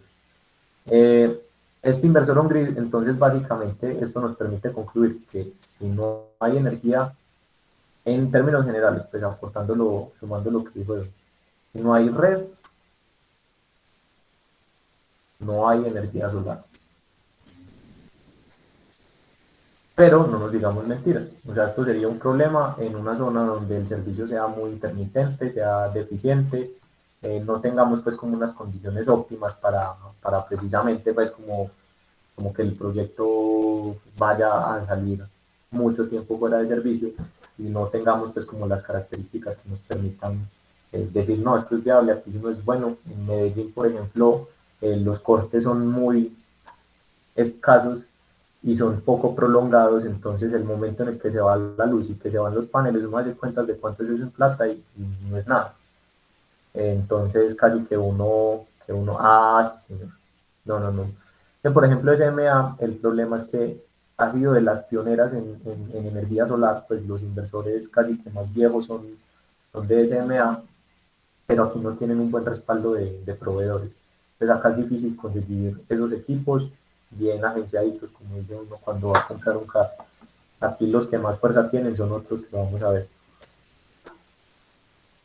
Exactamente, Jorge, ya vamos para allá, y es porque precisamente acá hemos visto como los dos tipos generales, pero entonces pues, yo creo que a todos de alguna manera nos resulta como muy evidente que hay otra necesidad, y es que existan proyectos híbridos. Y los proyectos híbridos, a pesar de que es un camello legalizarlos hoy porque son complicaditos, básicamente combinan lo bueno de los on-grid, de los off-grid, más los on-grid. Estos proyectos son súper buenos en zonas donde el suministro no es muy estable. ¿Por qué? Porque si hay red por negocio, es mejor conectarse a la red porque prácticamente me evita a mí tener que comprar un montón de baterías. ¿Sí o qué? Me evita a mí tener que diseñar un sistema muy grande, muy robusto y muy costoso para suplir mis necesidades energéticas en todo momento a punta de mi sistema solar o de mis baterías. Entonces se vuelve muy importante ahí, porque me permite como optimizar el sistema en costo, pero me permite a mí tener la plena certeza, la garantía y la seguridad de que siempre voy a tener energía, no para todas mis necesidades, pero sí, digámoslo, para un circuito pues que normalmente se requiere que tenga un suministro de energía sin pausa. Es normalmente como lo que pasa, no sé si han visto que en las universidades hay como unos tomas blancos y unos tomas naranjados, y los tomas naranjados normalmente son los que tienen el suministro sin pausa de energía, y mientras que los tomas blancos, si se va la luz, se va la luz. Entonces, con estos inversores se puede lograr lo mismo. Lo mejor que tienen estos inversores off-grid es que querer incorporar baterías es una opción. O sea, ustedes pueden incorporar baterías si quieren tener confiabilidad por la noche. Pero si ustedes no quieren incorporar baterías y lo único que quieren es agregar confiabilidad durante el día, para que, digámoslo, si se va la luz, usted y está de día y los paneles están generando, tengamos igual suministro de energía a través de esos paneles.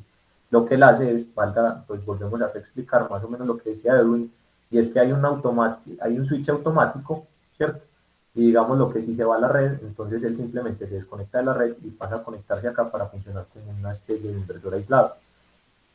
Camilo pregunta, ¿en ese modelo híbrido se podría almacenar la exportación T2 para venderla luego a mejor precio?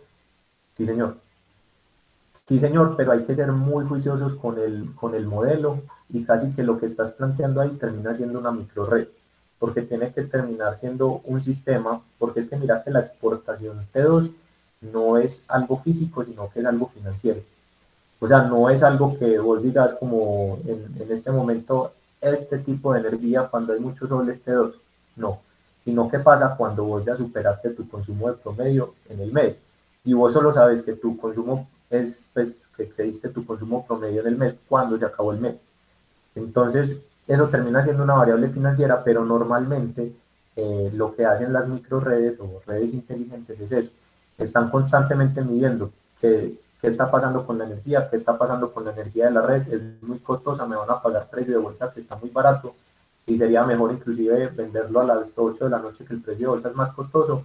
Eh, bla, bla, bla. Entonces, eso es lo que hacen, pero normalmente sí, o sea, si uno hace la ingeniería juiciosa, detallado, y con smart meters, que son como los que permiten mejor este tipo de aplicaciones, las baterías dentro de un sistema híbrido podrían almacenar esta exportación tipo 2.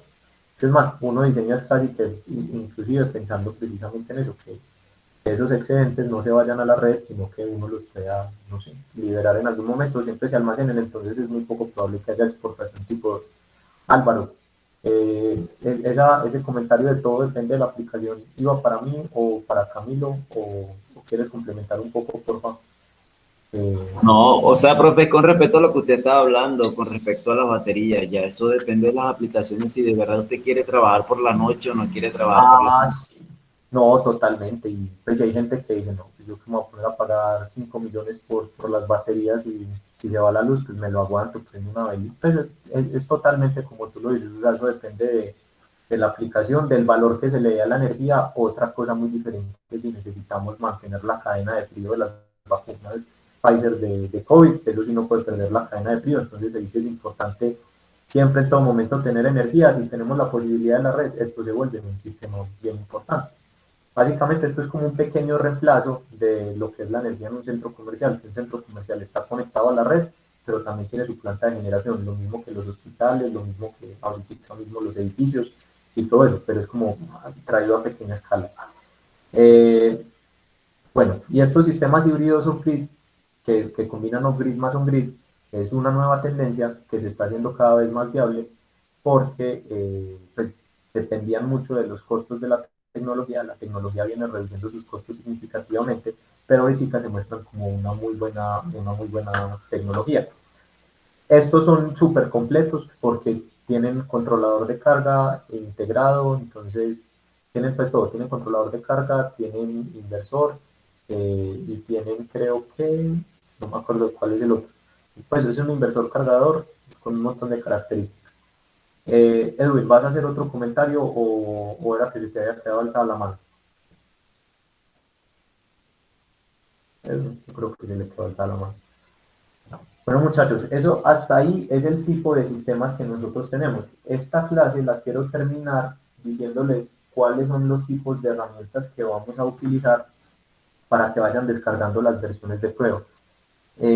Como la idea es que esto sea muy enfocado al diseño no solo de la parte eléctrica, sino del proyecto como tal, se los voy a escribir también por ahí, pero las herramientas que nosotros vamos a emplear son básicamente un software que se llama PVSys, ya se los escribo en el sistema. Vamos a utilizar SketchUp.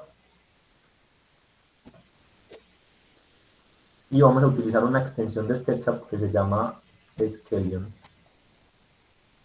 Básicamente PVSys es todo el software solar, entonces este es el que nos permite hacer prácticamente todo. Álvaro, pregunta. Profe, con respecto al PVSys, ¿usted tiene el enlace para descargarlo o alguna ayuda ahí? De una, yo les paso el enlace de todas las páginas ahorita al correo para que lo tengan y lo vayan Ok. descargando. Muchas gracias, ingeniero. Todo tiene versión de prueba de 30 días, entonces nos va a dar más que suficiente para esta clase sin ningún problema. SketchUp también tiene versión de prueba, sino que este es mejor para el manejo del modelado 3D. Y el Skelion es porque es una herramienta que facilita la integración de paneles solares en SketchUp. Profe, disculpe, una pregunta, buenas tardes. Dímelo, Nicolás, tranquilo, cuéntame. ¿Estos softwares se soportan también en Linux? O sea, yo puedo correrlos en Linux.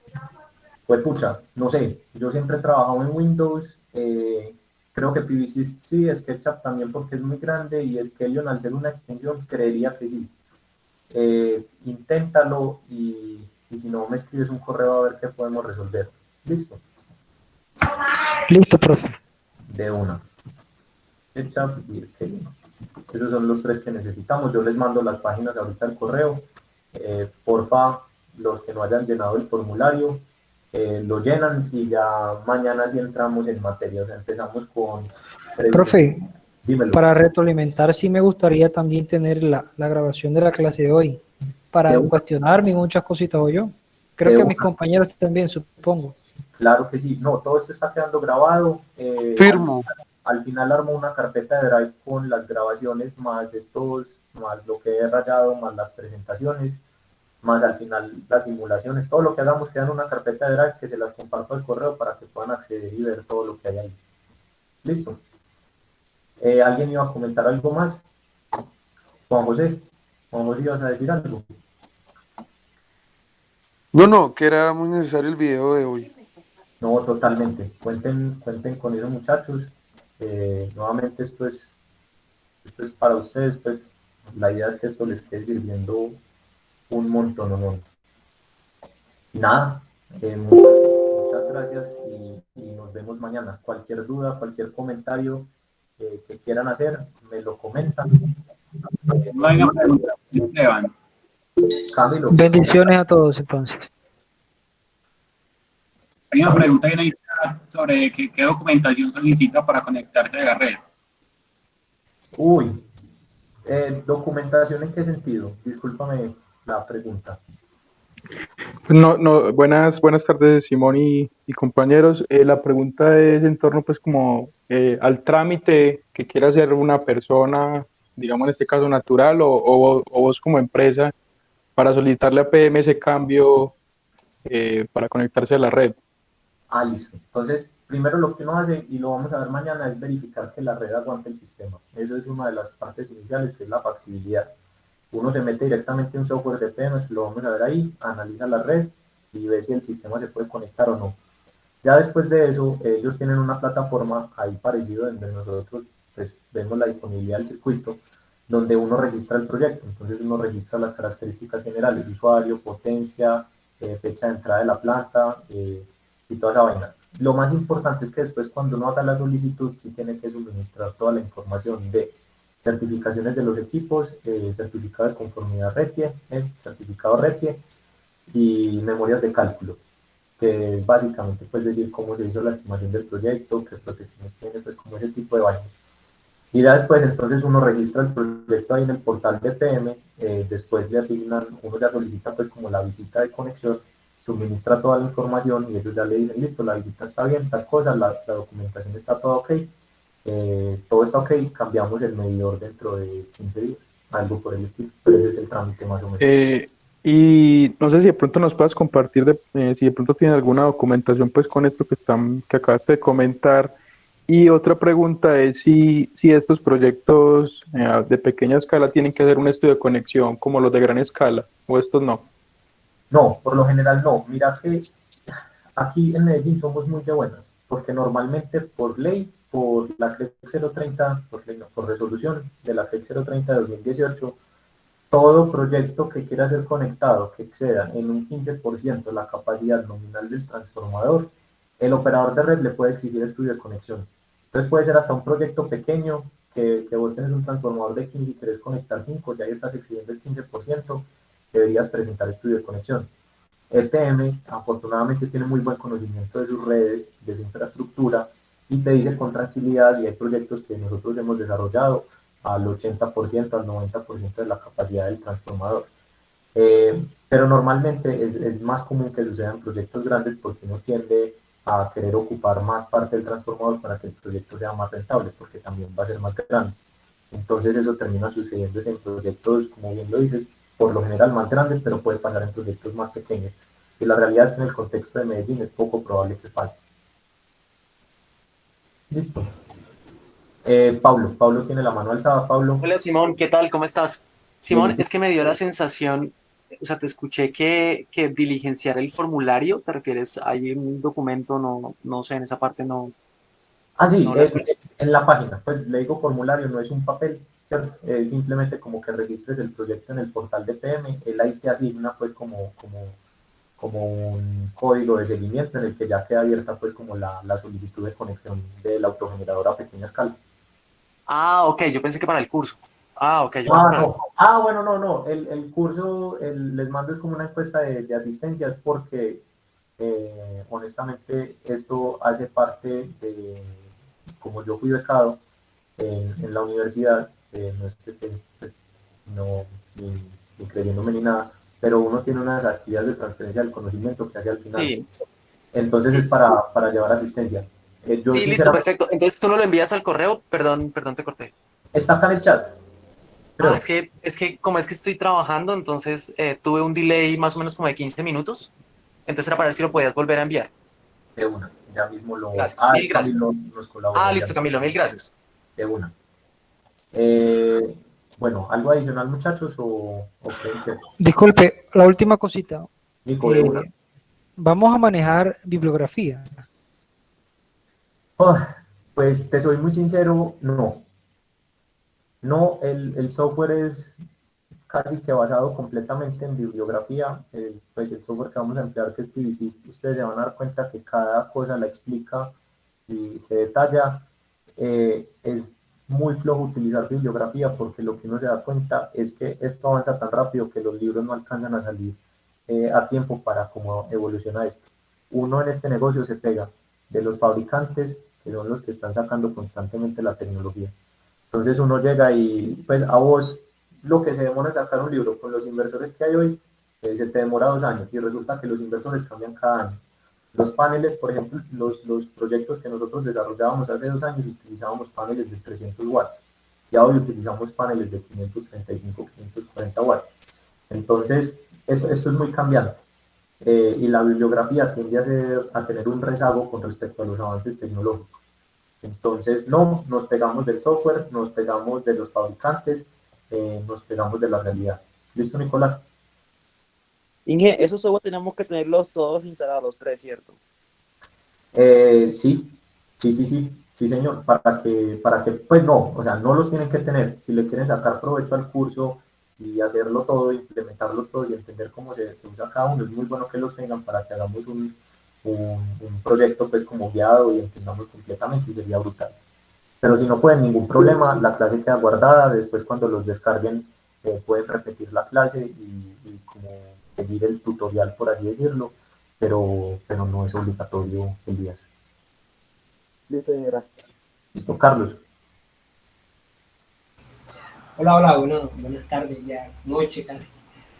Bueno, mi pregunta es, un sistema off-grid montado en la ciudad, porque desconozco un poco, la verdad es que no he leído, lleva implicado algo legal, o sea, si yo no informo a mi distribuidor de servicio eléctrico, eso me genera penalidad, si es off-grid. ¿Sabes qué?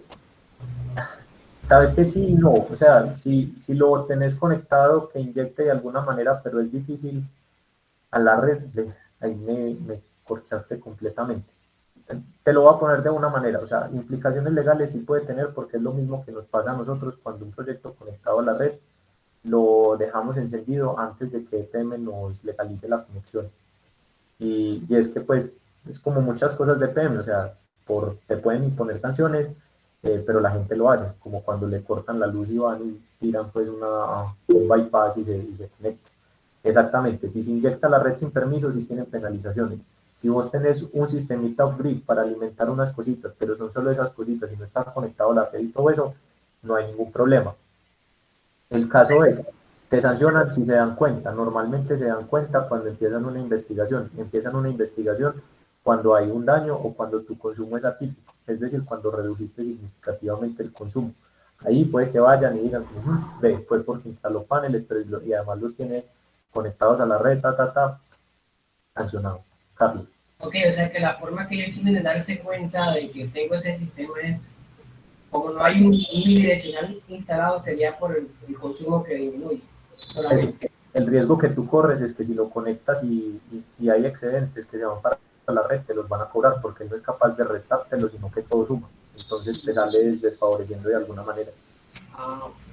¿Listo? Listo, muchachos. Si tienen algo más, bienvenidos, si no, muchas gracias.